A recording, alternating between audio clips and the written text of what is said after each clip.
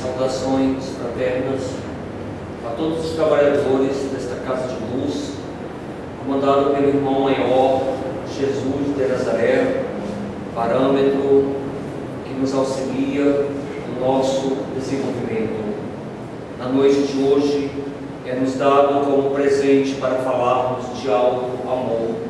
Como menciona a irmã Sedufo, a médium que trabalhou com Kardec, a principal médium na sistematização da doutrina espírita, da doutrina do Mestre Jesus como terceira revelação. Hoje, a irmã Sedufo se encontra na erraticidade, trabalhando na pedagogia espiritual, trabalhando na pedagogia do Mestre Jesus, que nos ensina: ama o teu próximo. Ficamos muitas vezes só presos na primeira parte da frase, ama o teu próximo, e esquecemos de nos amar. Ou veja, é um equilíbrio, para que possamos amar o próximo, nós temos que nos amarmos, nos conhecermos, e aí é onde que entra o auto-amor. E naturalmente o recurso para essa palestra está neste livro, Emoções que Curam, do médium Vanderlei Oliveira, mineiro, da editora Dufour, e naturalmente o Espírito Dufour. E aí nós temos o capítulo 17, que ela trata diretamente sobre o auto-amor. Mas o que é de fato o auto-amor? Teoricamente é muito fácil, a dificuldade é a vivência. Então Dufour fala que é um tema de emergência para os espíritas do século XXI. E quando se fala espírita, é só em termos sistemáticos do livro, porque é um tema para todos os 8 bilhões de seres que habitam o planeta chamado Terra. Essa grande nave, essa casa abençoada, que é a nossa morada temporária, já que nós somos espíritos imortais e sabemos que viver o aqui e o agora é importante, porque o futuro vai depender exclusivamente do hoje. Ainda temos uma infantilidade emocional, ainda temos uma infantilidade espiritual, achando que ao desencarnarmos encontraremos um céu de portas abertas, no sentido metafórico. Teremos sim oportunidade de acordo com os nossos méritos. Não é à toa que 2022 anos, o sublime peregrino da Galileia coloca nas nossas consciências que a semeadura é livre, mas a colheita é obrigatória. E quando falamos nessa semeadura, que são as nossas obras, que a priori deve ser consubstanciada pelo amor, o amor a nós, o autocuidado e o amor que se estende do bom samaritano, da boa samaritana, que no meu ponto de vista é uma das partes mais belas do livro ou do Novo Testamento da Bíblia, porque é um desdobramento. Eu vejo no outro a minha projeção, independente do credo religioso, independente do partido político e assim por diante. Isso é cristianismo, isso é espiritismo na prática. Mas Dufour, de forma pedagógica, ela começa o capítulo 17 falando de uma fábula. Mas por que ela escolhe uma fábula? Porque ao narrar uma fábula, entra diretamente na comunicação do inconsciente, nas nossas estruturas mentais e emocionais, dentro do baú, ou que seja dentro de cada um de nós.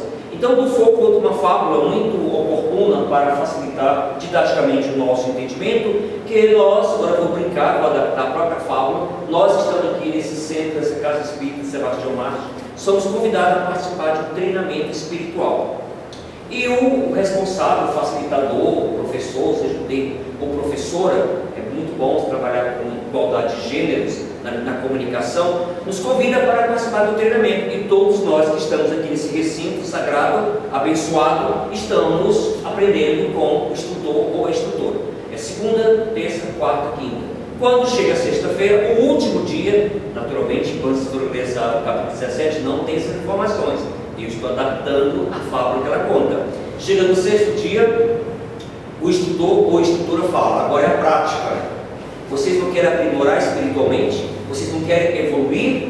Então chegou o momento da prática. Aqui ao redor, vamos trabalhar em volta, nós estamos num campo, um lugar muito bonito, com muitas flores, muitas árvores, campos verdejantes, onde há muita concentração de ectoplasma, onde as equipes espirituais, quando descem para resgatar, na obra Irmão Jacó, voltei, narra que na campina, onde ficam as barracas espirituais, que recolhem os espíritos à noite, onde menos tem agressividade animal. E quando fala animal, nós também estamos se referindo a nós, porque nós temos um aspecto animal, como fala com muita propriedade a nossa querida mentora Joana de Ângeles, a nossa dimensão mental. Então, na savana, nos campos, é um espaço neutro, com muita energia. E nós estamos nesse belo lugar, participando desse retiro espiritual. E ao chegar na sexta-feira, o orientador ou orientadora menciona o seguinte: agora é a hora da prática. Vocês perceberam, quando chegaram aqui no treinamento, que essa região toda é cercada de lagos? Pois é, lagos belíssimos. E cada um de vocês aqui tem um lago de vocês. Então, sexta-feira, nós vamos para a parte externa do retiro e cada um vai ser convidado a mergulhar em um desses lagos. E ao mergulhar, vocês vão encontrar diamantes mágicos. É uma fábula, gente. Diamantes poderosos, que ao tocar nesses diamantes, eles auxiliarão a tirar o véu de Ísis das ilusões que os humanos carregam aqui na Terra, tão presos à matéria. Esquecem que o espírito é imortal. Aí, aproveitando o discurso, lembra-se muito da liderança do budismo tibetano, quando perguntaram para ele, Dalai Lama, o que mais surpreende da humanidade? Ele fala os homens, porque passa a vida inteira trabalhando, para acumular, e quando 50, que chega a metanoia, que é a metade de uma vida, de que todo o recurso que obtiveram vai ter que gastar com a saúde, e muitas vezes não recupera a saúde. Então há um contrassenso. E aí vocês vão mergulhar nesse lago, no fundo de cada lago tem um diamante, e é claro, nós aqui participando deste momento, desse retiro espiritual, ficaremos eufóricos. Qual de nós não quer tirar o véu de Ísis? Qual de nós não quer queimar as ilusões do mundo maia, do mundo do apego, das estruturas egóicas, como o psicólogo Carl Jung, que fala tanto das estruturas egóicas, as pessoas que se preocupam em primeiro lugar, eu, em segundo lugar, eu, em terceiro lugar, eu, adoecem. O que é que a casa espírita nos ensina? Compartilhar. O que é que a casa espírita nos ensina? Doar. O que é que a casa espírita nos ensina? Aprender. E não é à toa que o Espírito da Verdade falou: primeiro, amai-vos. Segundo, instruí-vos. E aí, naturalmente, ficamos eufóricos. Cada um tem o seu lago, né? O lago do Marcos, o lago do Paulo César e de todos aqui presentes. Só que ao entrar no lago, o mestre ou a mestra do retiro espiritual, porém, esse porém é uma dor de cabeça, mas porém, contudo, entretanto, pronto, alguma coisa por aí. Ao mergulhar no lago, antes de chegar no fundo do lago, vocês vão encontrar crocodilos e animais peçonhentos. Naturalmente, todos nós levamos um susto, mas como é que vamos pegar um diamante que tanto almejamos para nos libertarmos da matéria, do jugo das ilusões? Dufour usa essa terminologia, o jugo das ilusões, que a matéria é tão densa, que potencializa nossos instintos primitivos e até mesmo heranças atávicas de passado. E é claro que era toda aquela celeuma, e ao criar essa celeuma, o mestre ou a mestra fala: calma, mas como que vamos mergulhar? Nós podemos ser mortos, nós somos tomados pelo medo, o medo do instinto natural de proteção da nossa própria consciência. E aí, naturalmente, vem o consolo. Não se preocupe, porque esses jacarés e esses animais peçonhentos são criações milenares de vocês, que vocês escolheram enquanto espírito.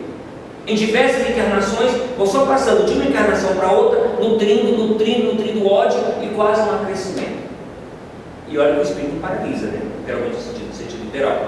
Mas todos esses bichos são criações de vocês, que estão dentro de vocês. Esse lago externo aqui no campo geográfico, ele nada mais que representa o lago interior, porque nós aqui na Terra ficamos só na superfície. Bora olhar o Lago Paranoá no domingo, um sol bonito, a superfície do lago, né? As pessoas andando de barcos, outros pescando, pegando um sol. Mas mergulhe no Lago Paranoá. Mergulhe no Lago Paranoá, nós vamos encontrar seres que estão ali dentro, que até então não tínhamos conhecimento. E aí ela fala, a fábula fala: não se preocupem, reconciliem com as próprias criações milenares que vocês criaram. Prepotência, orgulho, vitimismo, falta de amor a si mesmo, que são entulhos emocionais, que nós marginalizamos, colocamos debaixo do tapete. Até que chega a bendita crise, que é a doença, a abençoada doença, como último recurso, porque se não vamos pelo amor, nós vamos pela dor. Então a doença psicossomática nos joga na cama e lá nós vamos drenar as toxinas, abençoadas lágrimas que estão acumuladas de ódio, de raiva.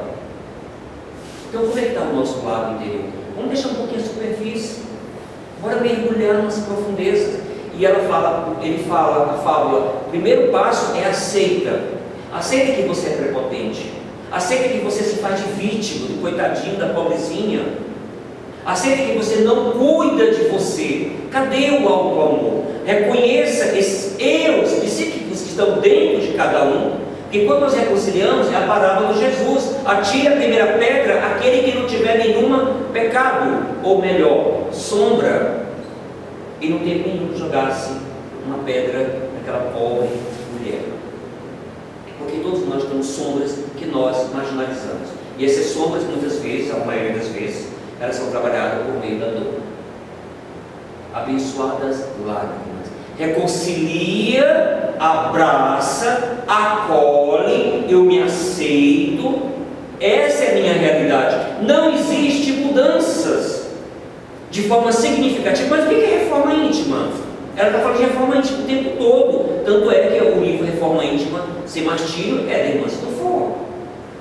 Então nós temos que aceitar. Eu primeiro só tenho mudança se aceitar. Realmente eu sou alcoólatra, realmente eu sou pedófilo, realmente eu sou isso, realmente eu espanco meu companheiro ou a minha companheira, realmente eu desvio dinheiro público, realmente eu desvio dinheiro do centro espírita, e por aí vai. Quando essa tomada de consciência é se reconhecer a sombra. Agora vamos trabalhar. E como trabalhar? Pela linha do amor. E ela fala, que a fábula fala, agora irmãs falando, nós temos em comum o medo. O maior sentimento que nós temos é o medo. E o medo de olharmos para dentro de nós mesmos, porque olhar para o espelho do banheiro, para olhar a estética, arrumar o cabelo, a pele, é maravilha. Agora olhe para dentro de si.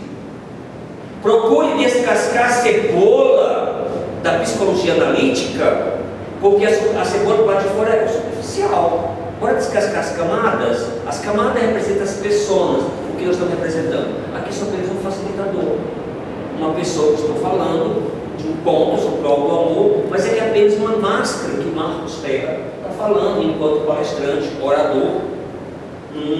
Não corresponde à minha integralidade, o meu todo. E aí eu não posso ficar só preso a isso. Até isso é problema com muitas pessoas que ficam no poder, seja qual for o tipo de poder, que elas perdem o poder, elas enlouquecem, porque elas estão presas a uma máscara. E o que está dentro de nós? O Espírito. E esse diamante que a irmã Sinofor fala, são os conteúdos luminosos que tem em cada um de nós. Eu trabalho de forma lúdica em diversas organizações e faço a ciranda da vida com mulheres sofredoras, mulheres marginalizadas pelo sistema. Aqui eu estou falando como orador, lá eu brinco de forma lúdica como terapeuta. Então eu pego no final, depois de contar toda essa história, e dependendo do local eu posso falar que é uma irmã Sinofor que fala sobre isso, com respeito, porque não é uma casa espírita. São pessoas de diversas religiões, mas a história passaram do mesmo jeito. Então em Águas Lindas, mais ou menos antes de ontem, umas 30 e poucas mulheres, uma associação bem, carente socialmente, entregue seu balão, para soprar as coisas boas que tem dentro de cada um de nós, que inclusive é o auto-amor. Porque quando eu passo a gostar de mim, eu descubro os tesouros, os diamantes, metaforicamente, os aspectos luminosos que existem dentro de cada um de nós. E didaticamente você canta. Quando estiver soprando os balões, vamos colocar coisas boas dentro desses balões, né? Se o coração abrir, águas vivas do interior irão fluir, e passa aquela paz. Naquele momento é o Consolador, é Jesus, porque nós estamos trabalhando em nome do Mestre e respeitando os lugares que não é um espaço religioso, mas é um espaço social comunitário, e a mensagem é passada do mesmo jeito. Mas dando adiantamento da irmã Sinofor no capítulo 17, ela fala que esse tema é urgente no século XXI para os espíritas. Por quê? E ela argumenta: Espiritismo é filosofia. Espiritismo que você não indaga, que você não questiona, que você não duvida de alguma coisa errada. Nós estamos caminhando por esse buraco, o buraco do fanatismo religioso. abençoada doutrina espírita, que é a fé racionalizada, que nos convida a pensar. Por que é assim? Não, porque é assim, sempre foi assim. O Alto da Compadecida, isso chama-se herança atávica, porque as pessoas não se permitem questionar. Então, ela fala que no século XX, o Brasil, como fala o nosso querido Humberto de Campos, celeiro da humanidade, que de fato é o celeiro espiritual da humanidade, ela menciona que o Brasil abraçou o espiritismo no século XX, dando o aspecto fraterno, tirando só a imagem da ciência que veio de Paris. Inclusive Dufour nasceu numa pequena cidade em 1841, próximo de Paris, de uma família de abastados, uma família riquíssima, um poder, e desde a adolescência ela demonstrava perturbações.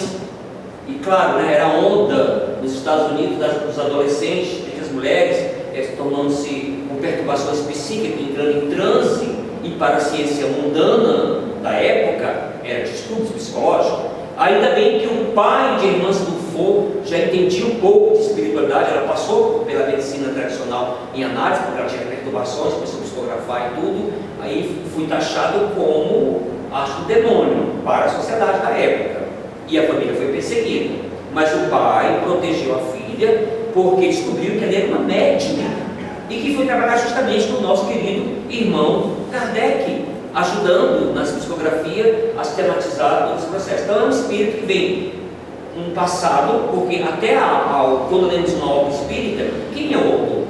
Quem é o espírito? Qual é a trajetória do espírito? E ao mesmo tempo nos indagamos, porque amanhã também estaremos fazendo isso aqui na Terra, ou quem sabe em outros lugares, pelas migrações, porque nós somos peregrinos, vindo dos braços do Pai maior, um lampejo da sua própria consciência, ou centelha divina, passando pelo reino mineral, depois o reino vegetal, animal, hominal, a caminho do reino celestial. Olha que responsabilidade. Auto-amor é o autocuidado consigo mesmo. Então, no século XX, os espíritas, nós espíritas, carregamos a bandeira Deus, Cristo e caridade. Então nós temos o lado fraterno da doutrina, porque está no mandamento: ama o teu próximo, só que te esquece como a si mesmo. E no século XXI ela fala: os espíritas precisam trabalhar o auto-amor, as casas espíritas precisam promover discussões de como melhorar nossas relações afetivas. Eu já vim de outra religião, que foi meu primeiro degrau da escada de Jacó, e como nós sabemos, a escada de Jacó é infinito, não para, mas o meu primeiro momento espiritual foi no catolicismo, e no catolicismo tem muito afeto. Aqui é uma casa pequena, não pequena, mas é uma casa pequena, e quando se participa desses grandes centros, ninguém conhece com ninguém, chega todo mundo, salvo exceções, claro. Então falta vínculos, e ela coloca: mas por quê? De indagação. Por que ela bate no auto-amor? Porque primeiro, pedagogicamente, quem falou isso não foi ela, foi Jesus. Ela está apenas complementando. Quando nós buscamos trabalhar o auto-amor, nós fortalecemos a nossa fé. Quando trabalhamos o auto-amor, eu me cuido, eu me amo. Não estou falando de forma ostensiva, é a ponderação.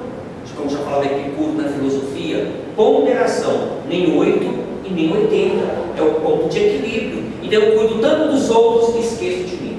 Nós temos conhecimento em todos os lugares, do Iopoque ao Chuí, da terra dos Tupiniquins, irmãos que caíram, irmãos que foram, irmãs que foram, que eu conheci muitos aqui em Brasília, não morreram, estão vivos, que chegava a nos motivar a trabalhar na doutrina espírita, em trabalho de sopa, em trabalho de passe, em trabalho de estudo mediúnico, de desenvolvimento, em trabalho de visitar as favelas do DF, os favelões, que nos incentivaram, como o próprio Mahatma Gandhi nos incentiva, porque não está morto, para nós não está morto, continua vivo. Não posso crescer espiritualmente cercado por favelas. Isso é um preceito cristão. O pouco que eu tenho que compartilhar. Então, quantos irmãos caíram? E hoje a gente leva um susto: cadê fulano?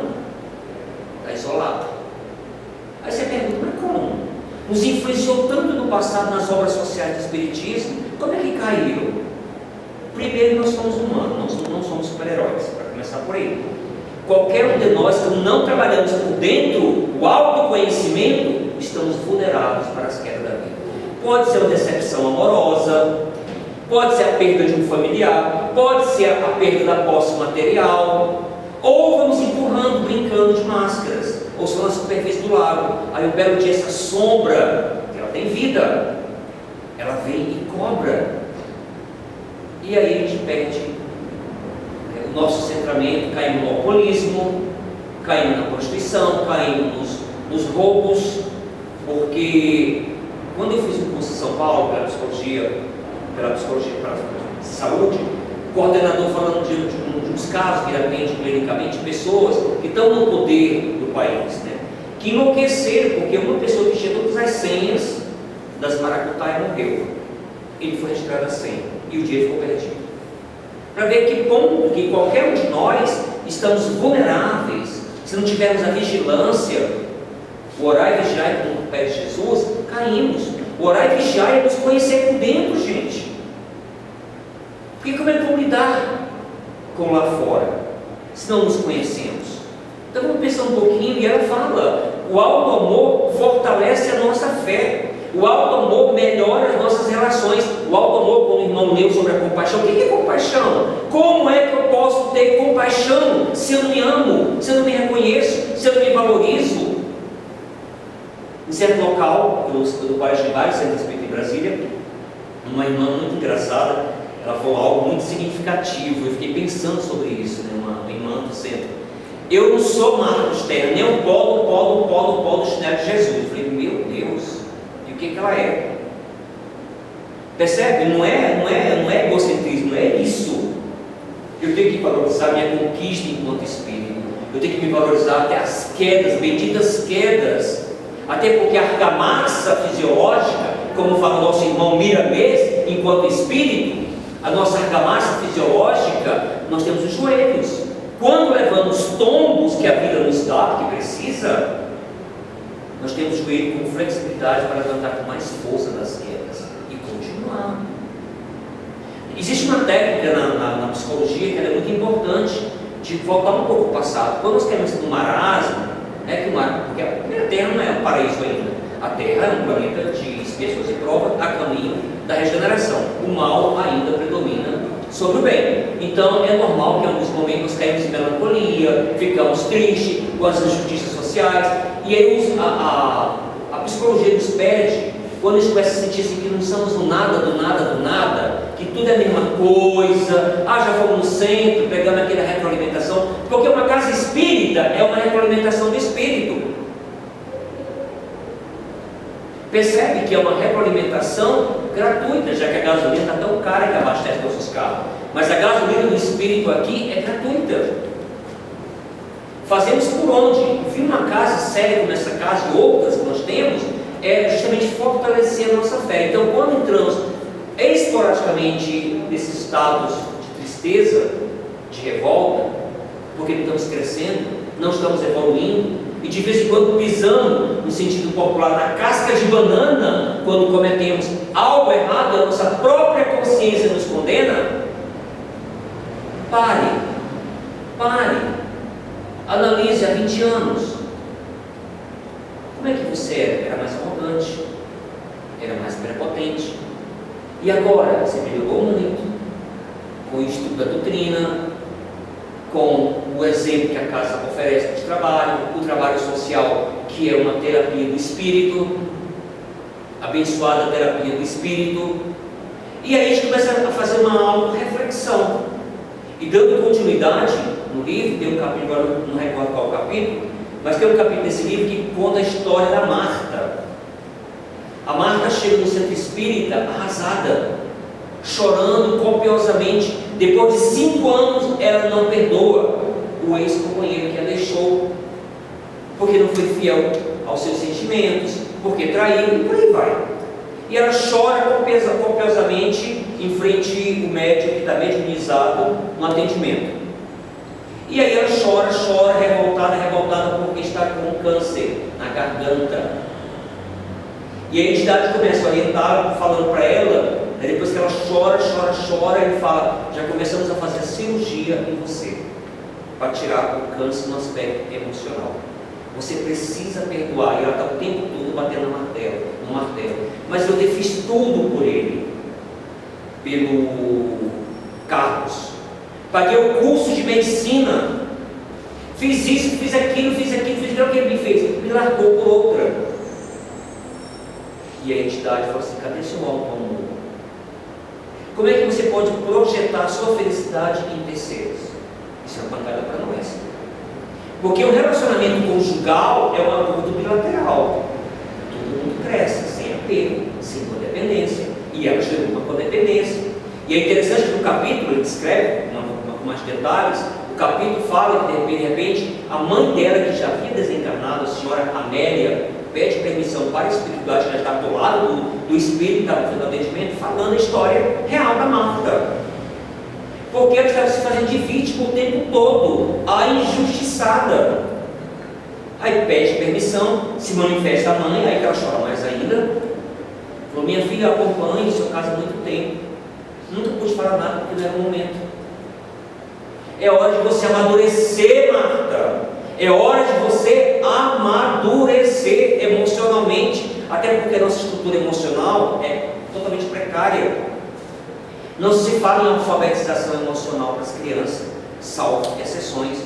A estrutura de escola é passar conteúdo, salvo exceções. Aonde a gente começa a ver lampejos da inteligência emocional?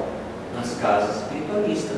Quando eu falo casa espiritualista, eu falo de forma genérica, que é o estudo da pedagogia de Jesus, que é o auto-perdão. O próprio Sermão do Monte sintetiza todo o ensinamento de Jesus, ali no manual de inteligência emocional. Perdoar, aceitar, compreender, entender, acreditar, alimentar a fé. Tudo isso Jesus fala com outras palavras, mas é a mesma coisa. E aí a mãe fala duro: minha filha, é hora de amadurecer, você tem 50 anos. É hora de amadurecer. O Carlos nunca prometeu amor para você. Você que se iludiu, achando que comprando, bancando curso de medicina, com o tempo ele se apaixonar por você. Ele sempre foi sincero: eu gosto de você como pessoa, mas não como minha companheira. E você foi empurrando com a barriga, tentando comprá-lo. E no dia que ele deixou você, você falou: muito gratidão por tudo que você já fez por mim. Agora eu vou seguir meu caminho. Mas ela me traiu. A Priscila entrou no processo, fez trabalho, até isso ela joga na hora. Espírito primitivo é assim. E a mãe não adora. Ela não fez trabalho nenhum de magia negra para separar vocês. Inclusive Priscila é uma mulher íntegra, é uma mulher de responsabilidade. Quando o Carlos aproximou dela, não, eu sou amiga da sua companheira, eu vou respeitá-la. Se você quiser ficar comigo, você vai ter em outro momento separá-la. Eu não quero ser. Ela respeitou o tempo todo, ela nunca traiu, ela nunca ficou com o seu marido. Então é o diálogo, a cara, porque trabalhar com a sombra é cara, sem máscara. E nós temos uma tendência a ficar vivendo de máscara. Não pode falar disso, não falar sobre aquilo. E na terapia, como fala Lacan, um dos psicólogos da linha de psicologia, no sentido figurativo, é descascar a mandioca.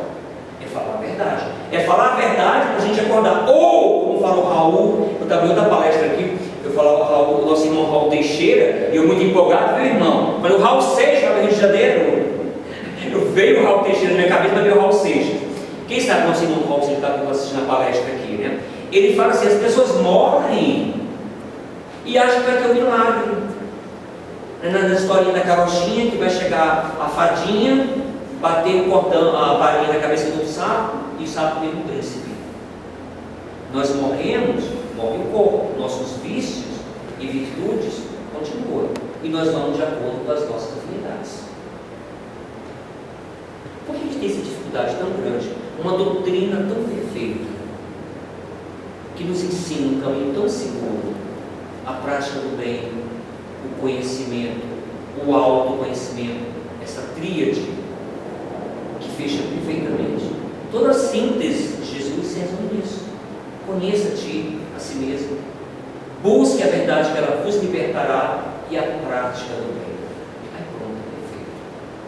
E aí, quando dando continuidade ao tratamento, tem um fato muito interessante que chama a atenção nossa no livro, que o mentor fala: olha, o tratamento continua, você chorou copiosamente, abençoadas lágrimas mal elaboradas que poderiam gerar outro câncer na mama, por exemplo. Nos homens é na próstata. Mágoas mal elaboradas são cânceres em diversas áreas, cada caso. E ela chora copiosamente e fala: agora nós vamos ter que limpar o seu cordão. Ela leva um sujo de cordão? Sim. Porque nós criamos cordões energéticos de afeto quando começamos relacionamentos afetivos ou até de amizade. Então são laços que a priori pode se estender a vida inteira, como nós chamamos no sentido literal da palavra, uma visão reducionista, de almas gêmeas, no sentido reducionista, no sentido parcial, não parcial. Almas que se encontram em diversas encarnações, mas o infinito é o infinito, não sabemos o fim. E esses laços são fortalecidos. Mas com o tempo vem o ódio, vem a briga, vem a vingança, vem a traição. E esses laços energéticos, seja até de relacionamentos comerciais com os nossos parceiros da empresa, os sócios, é rompido no sentido de que era luminoso, torna-se ficar escuro, tóxicos. E nós precisamos limpar o seu cordão, que está totalmente destruído. E esses cordões, quando termina o relacionamento, isso é fato. Terminou o relacionamento de Joãozinho e Maria. Separaram fisicamente, que durante meses estão ligados, um nutrindo ódio pelo outro, pela traição, pela violência e assim por diante. Talvez um se liberte antes, que é o caso aqui do Carlos. O Carlos se libertou da Marta, mas a Marta não se libertou do Carlos. A Marta tem pesadelos de madrugada. A Marta tem sérios problemas nos sonhos, porque o cordão dela está todo intoxicado e gerando mais doenças orgânicas. Então a espiritualidade precisa limpar o cordão para que a vida dela possa seguir o fluxo. E o que fica para nós em termos de aprendizado sobre o alto amor? E para fechar a palestra, aqui no último parágrafo, a fábula: cada aprendiz tinha seu próprio lago e competia a cada um a descoberta do seu próprio diamante e o enfrentamento de suas ameaças pessoais. Ou seja, amar não é mergulhar no lago alheio e realizar o trabalho do outro. Agindo assim, ultrapassaremos o limite das forças, tecendo uma teia vibracional na qual nos fazemos vítimas de nós mesmos e das energias alheias. Além disso, quem se ocupa em fazer o trabalho que ao trem compete, costuma esquecer o seu próprio lago, a sua própria garimpagem. Só o poder do alto amor consegue o que ensinou Jesus: eis que vos dou o poder para pisar serpentes, escorpiões e toda a força do inimigo, e nada vos fará dano algum. Porque na realidade, pegando essa passagem de Jesus, esses inimigos, nós que estamos desdobrando, amadurecendo na doutrina espírita, nós não temos inimigos, essa é a verdade. Os inimigos que nós temos são os nossos eus mal resolvidos. Nós temos irmãos que não têm afinidade conosco, que viram obsessores, mas que são obsessores com nossos irmãos. Cadê a compaixão como o irmão leu do Espírito Emmanuel, nesse livro fantástico? Cadê a compaixão? Eu acho que o tratamento da obsessão começa quando a gente começa a nos perdoar e perdoar quem está nos ofendendo. É isso que Jesus ensinou, por incrível que pareça. O meu obsessor, como eu faço para me livrar do meu obsessor? Trabalho de reforma íntima, envolva ele em amor. Reforma íntima é algo amor, assim, é se auto-respeitar nas pequenas coisas. Como é que está na sua vida? Como é que anda a qualidade? Eu estou morrendo trabalhando no centro, estou morrendo, a imunidade está caindo, tem alguma coisa errada. Você está ocupando tanto o teu trabalho no centro espírita ou em outro local, ou doando demais para que o teu trabalho ganhe pão, e está esquecendo de você, ou de nós, na linguagem mais correta, na casa espírita. E onde está o nosso copo do amor? E muitas vezes a doença não manda recado, não deixa recado. Quando se percebe que você já está doente, porque a doença começa nos pensamentos, nas emoções, sentimentos. Depois drena para o corpo físico. Aí precisa eliminar as toxinas para dar continuidade ao tratamento. Tanto é que na nomenclatura isso não fala mais cura hoje, cura do espírito. espírito é uma coisa integral. Nós estamos em constante tratamento. Vamos desencarnar, continuando em tratamento. O Cabo Aproveitando deixa esse livro tem uma parte muito interessante de um palestrante espírita famoso aqui na Terra, e ao desencarnar, ele quer falar com o Dr. Bezerra de Menezes. Aí o Dr. Inácio fala o seguinte: Dr. Inácio, o médico psiquiatra de Uberaba está desencarnado. Ele falou: não, aqui você não tem credenciais para falar com o Dr. Bezerra de Menezes. Ele foi uma pessoa que ajudou muito na doutrina espírita, mas o foco dele era só querer falar. Ele não queria saber de trabalho social, cortar cebola, pisar alho, trabalhar com evangelização, trabalhar com passe. Não, eu quero viajar ao Brasil dando palestras, ser um divulgador da doutrina espírita, mérito, mas lá no íntimo havia o ego inflado no palco. E ele é levado para um hospital que cuida dos espíritos, o Hospital Boa Esperança, tem tantos hospitais para ser tratado. Ele entra em perturbações porque ele não encontra o arcanjo, o anjo, o querubim, e nem o Dr. Bezerra de Menezes. O Dr. Inácio, como muito hilário, por sinal, falou: não, se quiser, eu ponho uma peruca branca na cabeça, sou o Dr. Bezerra de Menezes, vou passar contigo. Você não tem credenciais para falar com o Dr. Bezerra de Menezes. Quem sabe no futuro. Seja mais humilde. Isso é uma pancada para nós. É uma pancada. Então, irmã Stufo, o que ela falou para nós aqui faz sentido? Bora voltar para casa pensando um pouquinho sobre isso, essa autoanálise, porque o Espiritismo é razão. Daqui a pouco tocou o papagaio, coitado, os espíritos do papagaio, falando, e vocês vão de conta que estão absorvendo, porque não faz sentido o que estou falando, ou faz sentido. Isso é um autoconhecimento. Chegar em casa para ele: será que eu preciso cuidar mais um pouquinho de mim? Eu preciso cuidar um pouquinho de mim. Eu ando falando demais, eu ando alimentando a fofoca. Olha esses conteúdos, né? Como é que eu sou um discípulo, uma discípula de Jesus e não estou cuidando de mim? Então vamos pensar um pouquinho sobre isso. Mas eu passo mesmo de fazer a prece e eu passo. É isso que eu vejo. Aqui eu passei antes, né? Pode passar. Ok. É isso mesmo.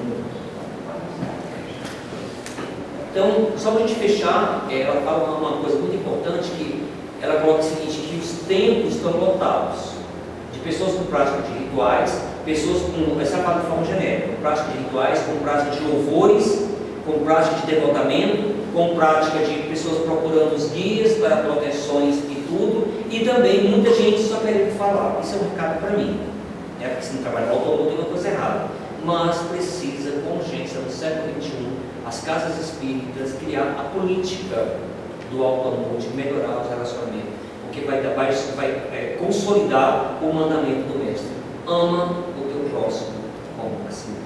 Gratidão.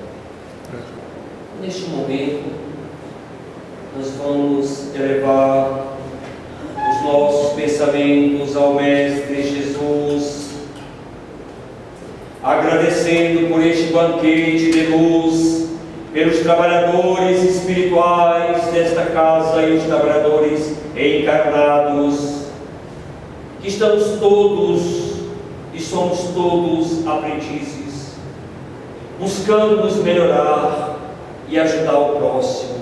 Que esse passe magnético, em forma de chuva de bênçãos, caia sobre nós, muita luz, luz de amor, luz de auto-amor, luz de perdão, luz de sabedoria.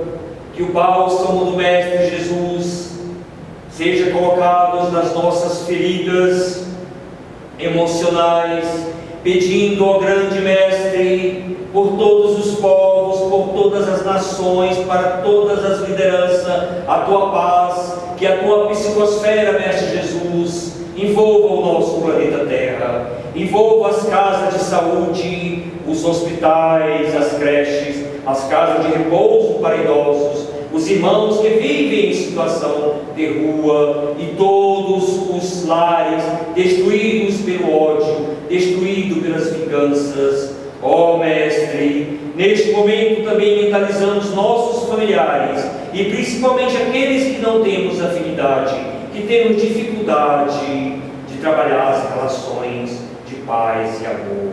Nos envolva, Mestre, nos fortaleça a nossa fé, fortaleça essa casa espírita, para que ela possa continuar como um ponto de luz no bandeirante e em todo o planeta Terra, que voltaremos aos nossos lares, revigorados pelo Espírito de amor, de paz, perdão e conciliação. E naturalmente transmitiremos a tua paz, Mestre, a tua psicosfera para os nossos familiares e amanhã nos ambientes de trabalho. Gratidão.